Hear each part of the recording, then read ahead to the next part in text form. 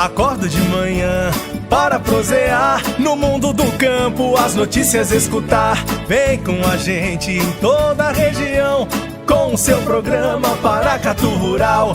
Tem notícias, informação e o mais importante, sua participação. Programa Paracatu Rural.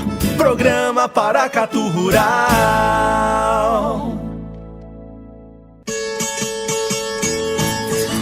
Na Bolsa de Chicago, os preços futuros do milho encerraram o pregão desta quinta-feira, dia 20, com altas de mais de 6 pontos. As principais posições do cereal consolidaram a movimentação positiva ao longo do dia, exibindo valorização de quase 2% no final da sessão. Vencimento dezembro 18 era cotado a 3,52 dólares por bushel, enquanto março 19 operava 3 dólares e 64 centes por bushel. Conforme informações reportadas pela agência Reuters Internacional, o mercado buscou uma recuperação técnica após as perdas recentes, apoiadas principalmente pelos dados das vendas semanais. Nesta quinta-feira, o USDA informou as vendas do cereal em 1,383 milhão de toneladas, na semana encerrada no dia 13 de setembro. O volume ficou acima das expectativas dos participantes do mercado, que giravam em torno de 500 mil a 1,2 milhão de toneladas. Outro fator que também está no radar dos investidores é o clima nos Estados Unidos. As previsões climáticas voltaram a indicar chuvas em algumas regiões que trouxeram preocupações e que podem reduzir o ritmo da colheita do cereal no país. Até o início da semana, em torno de 9% da área plantada nesta temporada havia sido colhida. Nós vamos saber mais detalhes da safra norte-americana com o Vlamir Brandalize. E o que a maioria dos produtores estavam esperando aí, o Chicago começou a dar o lado positivo, né? Nós tivemos aí alta já, 2 pregões importantes, 2 pregões aí com alta boa. O mercado já dos meses mais longos já indo para a faixa aí perto dos 9 dólares lá em Chicago. A gente acreditava que esses 9,5 iam chegar aí só depois da colheita, mas ele começou já a ser trabalhado, porque nessa semana tá saindo algumas pesquisas de empresas de consultoria que estão avaliando o que é a opinião do produtor, o que o produtor está pensando para o novo plantio de 2019 nos Estados Unidos. E como todo mundo está tendo um prejuízo grande com a soja nesse ano, eles apontam aí uma redução de área. É unânime a indicação de redução de área. E hoje as estimativas estão entre 2 e 3 milhões de hectares a menos no plantio da safra americana. Eles plantaram 36 milhões e 200 mil hectares nessa safra e agora se fala de 33 a 34 milhões e meio que deve ser o novo plantio, e com isso há um indicativo aí que a safra possa cair mais de 10 milhões de toneladas, e isso vai refletir aí em consumir aqueles estoques altos aí que o USDA tinha projetado que passaria o ano, ou seja, sai de um quadro de folga de oferta e demanda americana para um aperto. Então o mercado já começa a olhar para esse lado e corrigindo as posições.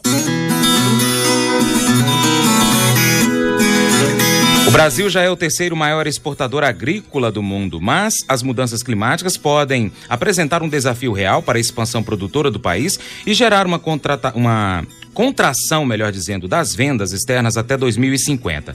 Os dados são da Organização das Nações Unidas para a Alimentação e também a Agricultura, a FAO, que nesta segunda-feira 17 apresentou seu informe anual sobre produção de commodities. No levantamento, o Brasil terminou o ano de 2016 com uma fatia de 5,7% do mercado global, abaixo apenas dos Estados Unidos, que tem 11%, e Europa, que tem 41%.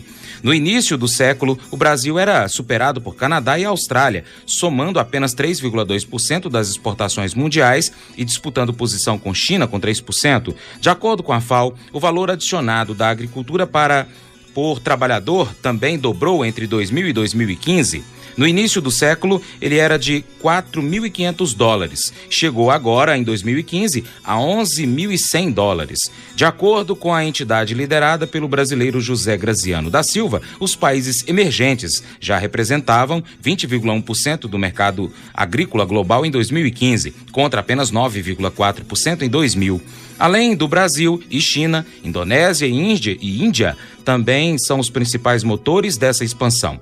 Dos 10 primeiros exportadores hoje, 4 são economias em desenvolvimento, enquanto isso o percentual do mercado dominado por Estados Unidos, União Europeia, Austrália e Canadá foi reduzido em 10 pontos percentuais. Flamir Brandalize comenta agora como anda o mercado interno.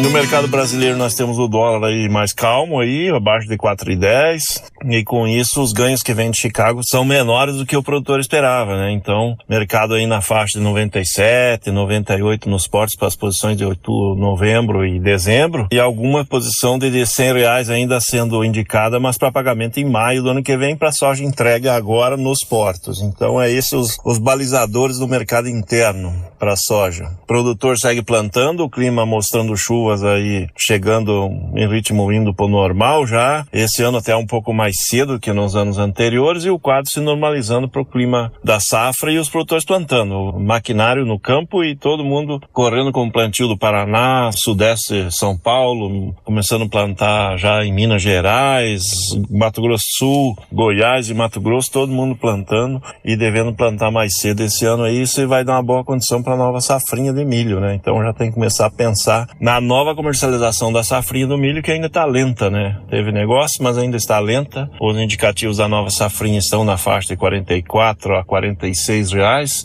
com chance de andar até um pouquinho melhor aí para as posições mais longas, lá para novembro de 2019, né? Mercado interno do milho da safra atual está lento ainda. Produtor de um lado colocou em silo bolso, o armazenou e espera a cotação maior. Indústrias esperam que o mercado recue com o dólar mais fraco, porque os portos estão pagando de 42 a 43. Se o dólar cair, pode pagar menos. E aí está essa disputa, de um lado, um jogo de forças, né? Por enquanto ninguém está ganhando porque não está saindo negócios e os preços não têm caído e não têm subido. Então estão em estabilidade, segue nessa linha. O plantio da safra de verão avançou e hoje dá para se indicar aí que tem uma queda grande, né, de área plantada. Tudo indica que vai ser a menor área de milho de safra de verão em 30 anos. Então o primeiro semestre vai ser um semestre de ofertas talvez limitadas de milho até junho, quando chegar a nova safrinha.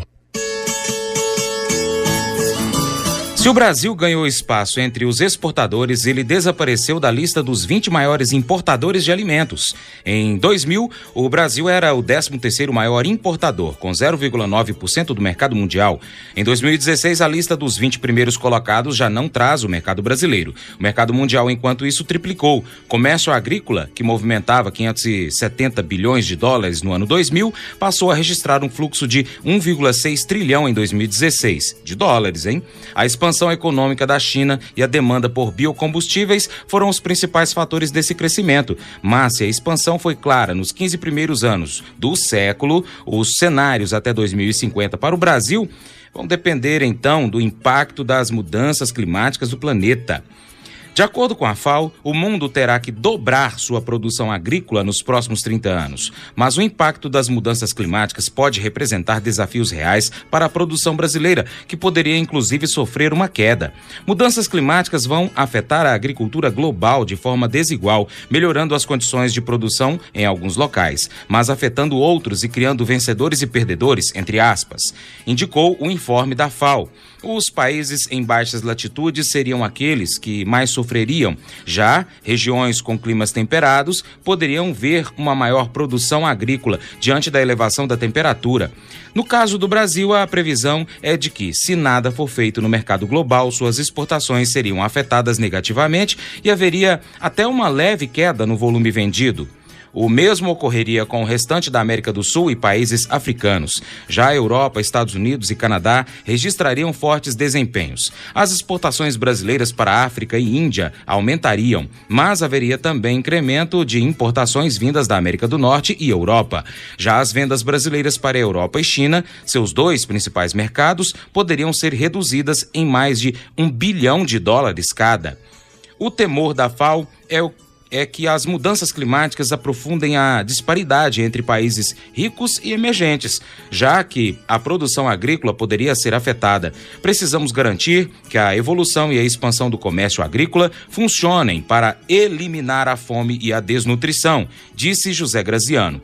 Para ele, o comércio internacional tem o potencial de estabilizar os mercados e também de realocar alimentos de regiões com superávit para aqueles com déficit.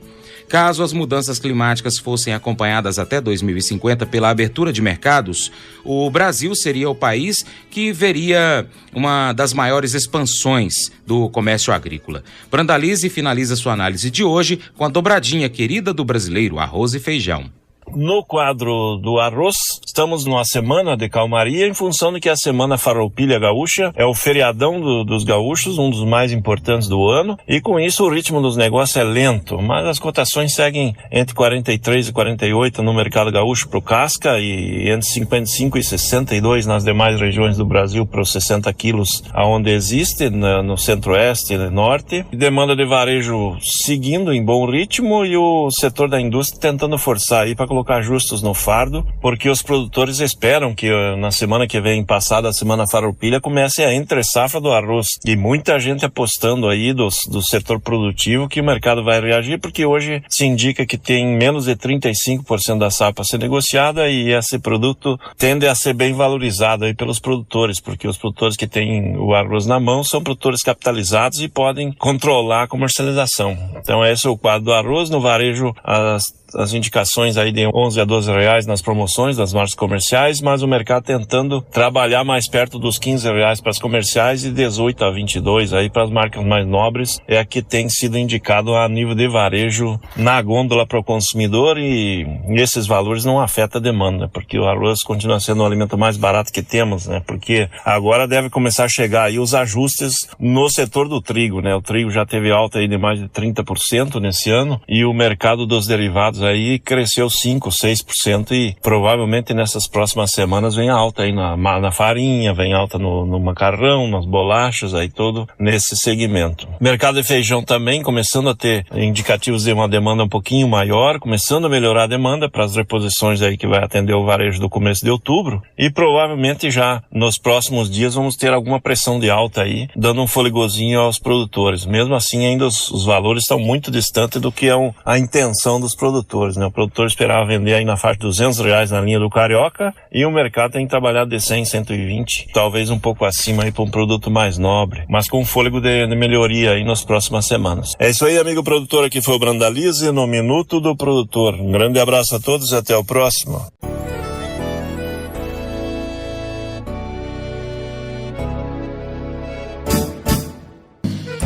Acordo de manhã para prosear no mundo do campo, as notícias escutar. Vem com a gente em toda a região com o seu programa Paracatu Rural. Tem notícias, informação e o mais importante, sua participação. Programa Paracatu Rural. Programa Paracatu Rural.